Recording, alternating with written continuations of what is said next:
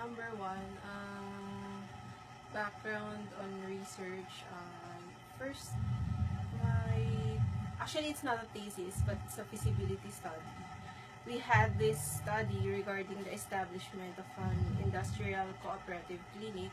So if you're familiar with TaxiCare, Healthway, it's like that. But the difference, it's a cooperative, not a corporation, not a sole prop, or not a partnership. So that's my biggest, I think, research experience I had before. So, what have you learned from this experience?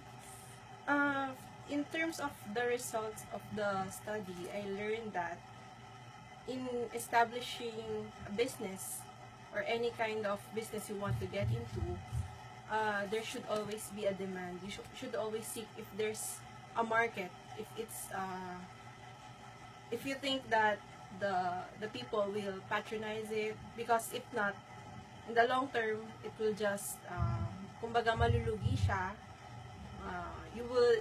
It will not turn into a profit. And aside from that, your business should always be yung kumbaga, it has to be sustainable. Not just in the early years you get profit, but after quite some time it will parang kumbaga nalulugi na siya. So you should always have that kind of business that is sustainable, and you should always have that demand. That's the biggest thing that I learned from our study, or our feasibility study. So, share some advice or tips on how to ensure success in research. I think first, you should seek advice or help from professional. In our case, from time to time, we seek help from our advisor, because if we're unsure if we're getting on the right track, or if we think it's not clear for us, I think you should get help from other, for example, your professor, your teachers, because they will guide you if it's right or medyo sablay na yung ginagawa niya. Then next, you should always get credible sources.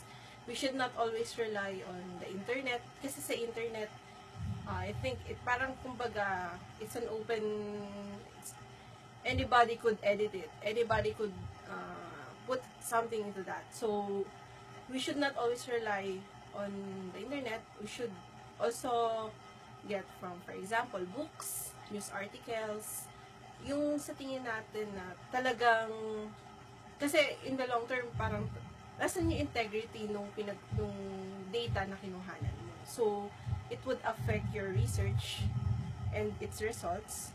And then be open to changes or revisions, because may time na ay mali na pala yung ginagawa mo, dapat ito. So we should not dwell na hindi, ito tama itong ginagawa ko. Then we should also learn how to plan yung gagawin nating, for example, we should set a schedule, kasi may time during nagre-research kami, very disorganized kami. So parang it affected our study, because it hindered yung progress ng study namin. And lastly, we should always set an objective. Ano yung pinaka gusto nating ma-target, or yung pinaka gusto nating ma-solve? Kasi pag wala tayong objective, para saan pa yung research na ginagawa natin? So, last, what quality skill a good researcher must possess? Medyo similar lang siya dun sa sinabi ko kanina. Be organized. Kasi research, ang dami yung ginagawa dyan. There's a lot of data, there's a lot of things to do. So, dapat lagi kang organized. Huwag tayong magja-jump kagad sa, ay, doon na tayo kagad sa ganitong part. Dapat, kung ano yung process talaga, we should follow it. And then, yun nga, we should always prioritize ano yung una dapat. Huwag tayong results na kagad yung gawin natin. Kaya huwag na nating anuhin yan. Dapat, we should always follow the right process. And also, we should also be patient.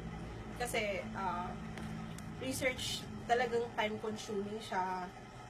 So, talagang it really requires a lot of your hard work, your time. So, dapat hindi tayo dapat na nagmamadali na makuha yung result. We should always follow nga the right.